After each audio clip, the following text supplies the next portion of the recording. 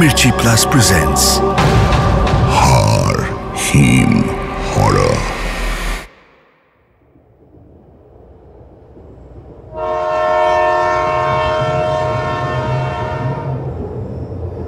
অনেকদিন পর আবার দেশের বাড়ি যাচ্ছে সৈকত। ও যতই শহরে ফ্ল্যাট কিনুক, শহরে চাকরি করুক, গ্রামের বাড়ির টান এখনো কাটিয়ে উঠতে পারেনি। সৈকতের গ্রামের বাড়ি গৌরাঙ্গপুরে। এই গ্রামের পাশ দিয়ে একটা ছোট্ট নদী বয়ে গেছে। মোহনপুর স্টেশনে নেমে এই নদী পার করে গৌরাঙ্গপুর গ্রামটিতে যেতে হয়। নদীটির নাম তরি। সারা বছর জল থাকে এই নদীতে। নদী পার হওয়ার জন্য সরকারি নৌকোর ব্যবস্থা আছে। রাত 10টায় শেষ নৌকো পারাপার হয়।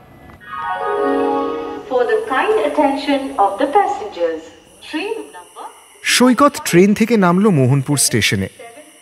তারপর হাঁটতে থাকলো তরি নদীর দিকে।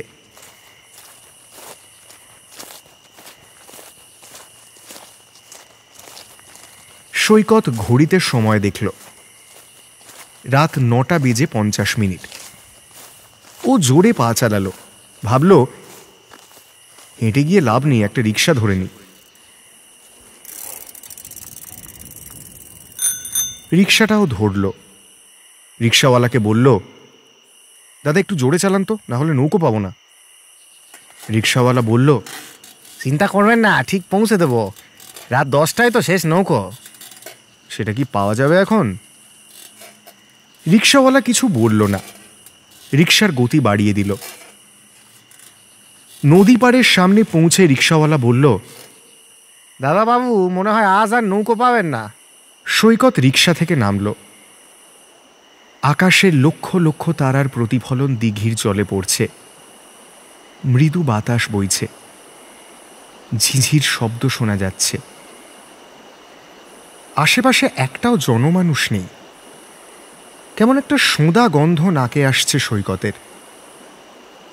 সৈকত রিক্সাওয়ালাকে একটু বেশি বকশিস দিয়ে ছেড়ে দিল। নদীর পাড়ে এসে দেখল সত্যিই একটাও নৌকো নেই। ও হতাশ হয়ে পড়ল। বাড়ি ফিরে যাবে তারও উপায় নেই, কারণ সকালের আগে কোনো ট্রেন নেই। সৈকত নদীর পাড় ধরেই হাঁটতে থাকল। মাঝে ওর মনে হলো কেউ ওকে লুকিয়ে দেখছে, ওর ওপর নজর রাখছে। কিন্তু কাউকে দেখতে পেল না সৈকত। ফোনেও চার্জ নেই যে বাড়িতে ফোন করে একটা খবর দেবে। নদীর পাড়েই বসে পড়ল অগত্যা। নদীর জলে মাছেদের খেলা দেখতে দেখতে মোলায়েম ঠান্ডা বাতাসে ঘুম পেয়ে গেল ওর। সৈকত চোখ বুজল। যখন ও চোখ খুলল দেখল একটা নৌকো। হ্যাঁ, সত্যিই একটা নৌকো বাঁধা আছে নদীর পাড়ে। কিন্তু মাঝি কই? আশেপাশে তাকালো সৈকত, কিন্তু কাউকেই খুঁজে পেল না। হঠাৎ একটা হাড় হিম করা কণ্ঠ ভেসে এলো সৈকতের পেছন থেকে। কি বাবু, নৌকো লাগবে নাকি? সৈকত চমকে ঘুরে তাকিয়ে দেখল একটা ঢ্যাঙা লোক তার সামনে দাঁড়িয়ে। মাথায় গামছা বাঁধা, গালে কাঁচা পাকা দাড়ি, পরনে একটি মাত্র লুঙ্গি। লোকটা হাসছে।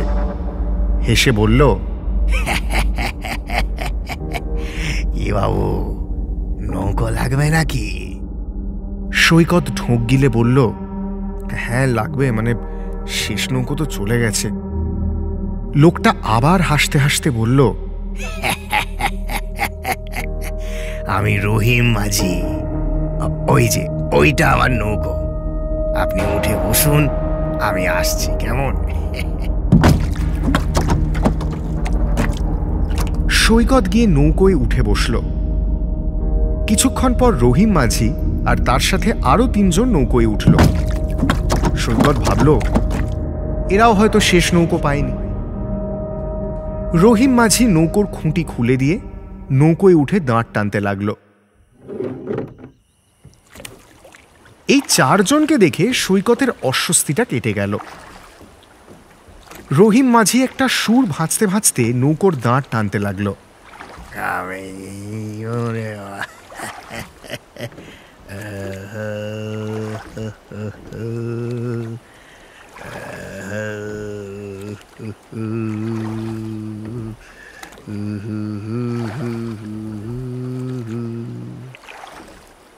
এই সময় নদীতে একদম জল ভরা থাকে।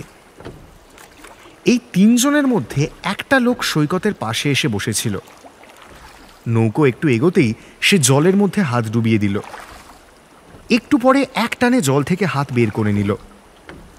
সৈকত দেখল তার হাতে একটা বড় মাছ। ও ভাবছে, ছিপ ছাড়া, জাল ছাড়া, টোপ ছাড়া লোকটা মাছটা ধরল কিভাবে? মাঝি সৈকতের দিকে তাকিয়ে বলল, এটাও পারে, আপনি বাদ দিন সব। তারপর ওই লোকটার দিকে তাকিয়ে হুঙ্কার দিয়ে বলল, এই মেছো, কতবার বলেছি বাইরের লোকেদের সামনে এরকম করবি না। আর কোনোদিন যদি দেখেছি তাহলে আবার নৌকোয় ওঠা বন্ধ করে দেবো বলে দিলাম। অত ছাড়া। সৈকত কিছুই বুঝতে পারল না। ভাবল, মাঝি আবার মন পড়তে পারে নাকি? কিন্তু কাউকে ঘাঁটালো না ও। নৌকো দুলকি চালে চলতে লাগলো। দিঘির নিস্তব্ধতা, জলের উপর জ্যোৎস্নার আলো এক মায়াবী পরিবেশ তৈরি করল। কয়েক মুহূর্ত কাটল। তারপর সৈকত হঠাৎ দেখতে পেল ওপাশে বসে থাকা দুজন ঝামেলা করছে। একজন বলছে, তোর বরটা খুব বেড়েছে, শম্ভুদের আম গাছটা আমার ডেরা, ওর আশেপাশে যেন তোকে না দেখি। অন্যজন বলল, আরেকটা কথা বললে না, তোর কাটা গলা আবার কেটে নামিয়ে দেব। এই কথা বলতে বলতেই দুজনের মধ্যে ধস্তাধস্তি শুরু হয়ে গেল। রহিম মাঝি তবে বলে দাঁড় দিয়ে এক বাড়ি মেরে দুজনকে নৌকো থেকে জলে ফেলে দিল। ভয়ে সৈকতের হাত পা ঠান্ডা হয়ে গেল। কাঁপা কাঁপা গলায় বলল,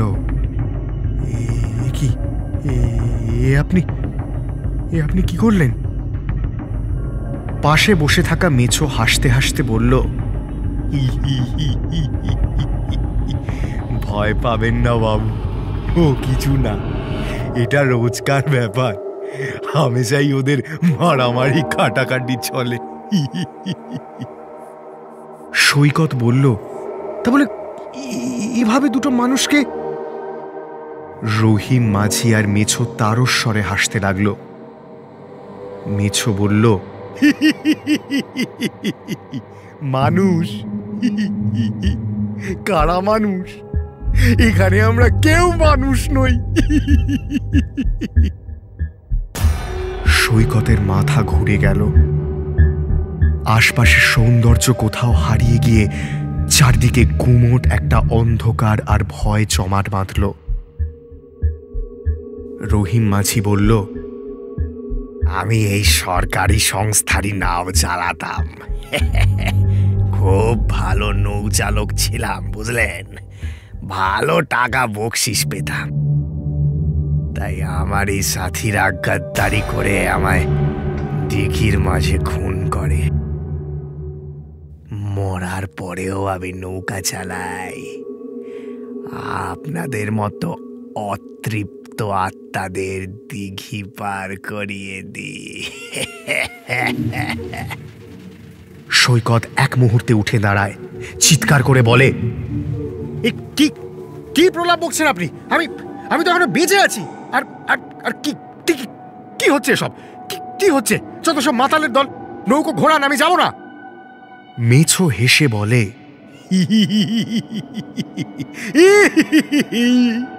আপনি যে রিকশায় করে এলেন, সেই আপনার পিছু নিয়ে সময় বুঝে আপনাকে খুন করে দিয়েছে। সৈকত বসে পড়ে।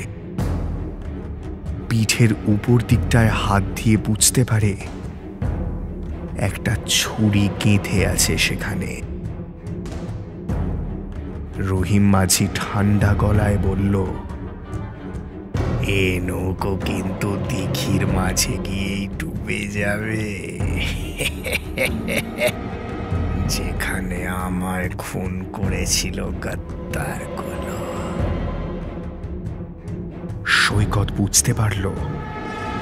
নৌকোয় জল ভরে যাচ্ছে।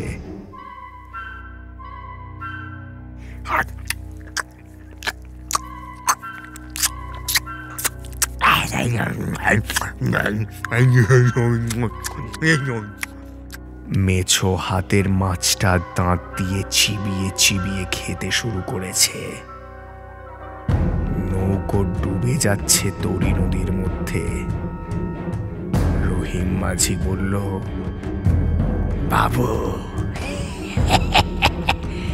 নৌকো লাগলে না এই রহিম মাঝিকেই মনে করবে না?